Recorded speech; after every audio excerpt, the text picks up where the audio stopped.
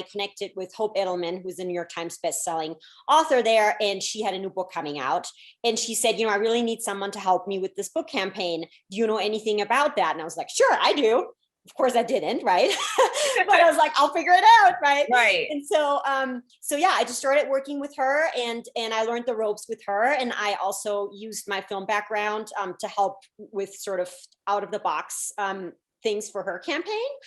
And I started working with her, and then she has a lot of friends, and then friends came to me and said, hey, I have a book out, can you work with me? And it just started to happen organically. And at some point someone said, wait, you don't have your own company? And I was like, no, I guess I should. And so I just started it. And then my husband came on with his film background because we realized together we were stronger. And so, yeah, that's, that's how it all happened. And, we've been doing it now for over a decade, and we just love it. We absolutely It's been successful since. Well, I definitely resonate when it comes to putting yourself in certain positions when you feel like, you may not have as much as experience as you would like, but still feeling the necessary need to still put yourself in that place. So I definitely love that you just said that, because I'm currently doing that myself. I wanted to ask you, what are the key points of meeting a client's expectations? That is such an interesting question. I would say, you need to give them what they want, but also what they need. Okay. Because a lot of times clients, what they want is very sort of subjective and a very emotionally driven for a lot of clients, where it's like, I really want that New York Times book review, or, I really, actually for a lot of them, they want to be in their alumni magazine or something. I mean, it's very personal, which is great, right? But then there's all these other things that as an objective marketing professional, you look at and you see, this is the audience. So these are the people that we need to hit. And so I really feel like you need to ride that balance of sort of giving them what they emotionally want, but also making sure that all the other bases are covered. Right. Now, do you find yourself in a battle when it comes to making the client happy, or is there a 50-50 gamble with anything else? It's pretty much a 50-50, sort of battle. I mean, you always want to make them happy, but you also know that sometimes they don't really know what will get them to where they want to go. And so you sort of just need to straddle, both of them. But I definitely feel like, I think clients want to feel understood. I really feel like there's the work, but then also they really need to feel like you empathize. And, that starts with reading their material. There's a lot of agencies out there, as I know, that they don't really read the material. And yes, a book is, you have to take some time to read the book, but they don't read it. And so it's very sort of superficial, right? And I really just think you really need to get invested, personally invested, in your client's work and in what they want to do. So. Okay. Now, you mentioned earlier that your husband jumped on board to help you out with this. How does it feel to have a companion help you alongside your company and have the success heights that you guys have today? It's awesome. That's amazing. It's really, I mean, we've always worked really well together. And so I do think a lot of husband and wife teams, or husband and wives, they might love each other, but they go, oh my God, we could never work together. But with Jared and I, it's beautiful. And so we just really love it. It has really taken us to a place that we could have never done it individually. So. Wow, that's really nice. Now, what does a client have to do on their end to complement your position as the publicist for the success of the project? Another great question. I think for one is they have to be, accountable, because there are certain things that you need from them and that they need to be there for. And, it starts with, when you set up a media interview or something, that they can't be late. They have to be, professional. They have to be prepared. I think that's one thing.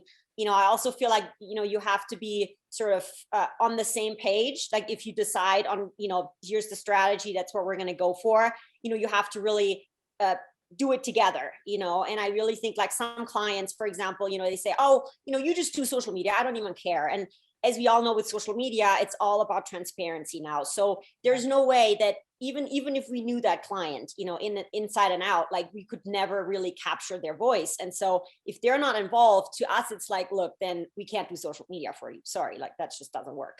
And Right. so it's really a collaboration. I really think that's what's going to work, and that's what's going to make it fun too.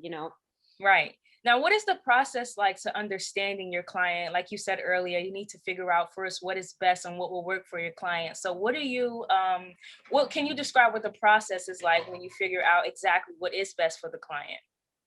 Yeah, we actually start off with an author questionnaire, like a client questionnaire, to really sort of get at, what they think they need, what they really need, and it's sort of, they have to describe their project, their personal goals, like any connections they've already made that we might be able to leverage. So it's really, that really sort of helps us kind of get a framework, for the campaign.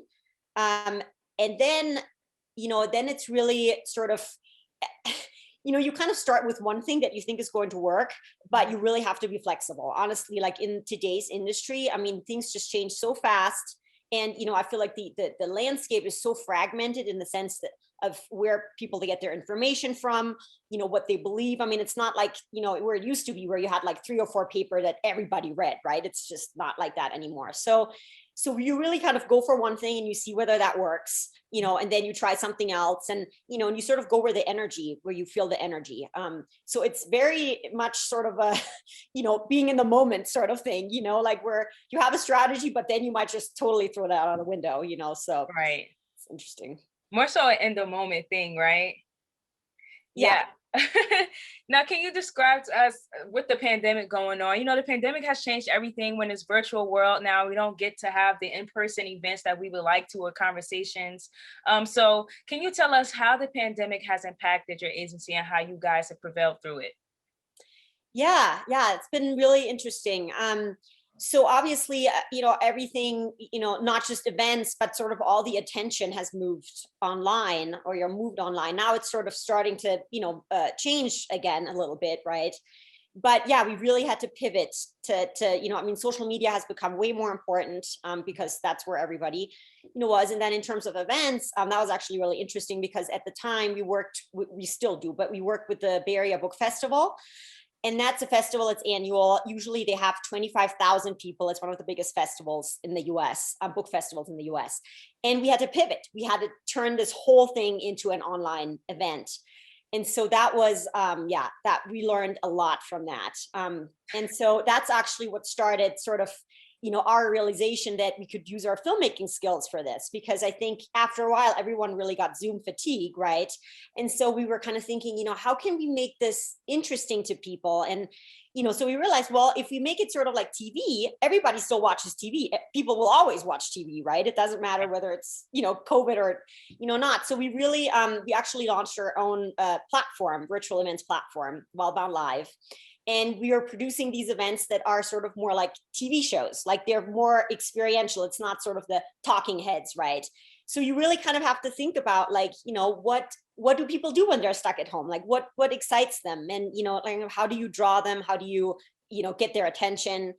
And so, yeah, it was, it was a learning curve. But now, it's really interesting with these events. I mean, you can have a global audience now. I mean, we used to have, book events where if you had 50 people, that was like a big deal, right? And now you can have 500,000 people. I mean, it's Yeah, amazing, coming and the from book all sales over. have gone through the roof, and publishers have realized that all of a sudden they're all about virtual events, right? So it's just so interesting, where you have a challenge, but then, and obviously it can never replace an in-person event, right? I mean, there's just something about that, there's just the sense in the air, like having the really like real life connection and everything. But there's a lot of advantages too. So it was really interesting. We took the challenge, and we've been doing really well with these virtual events. So Yes, yeah. I love to hear that. I'd love to hear that.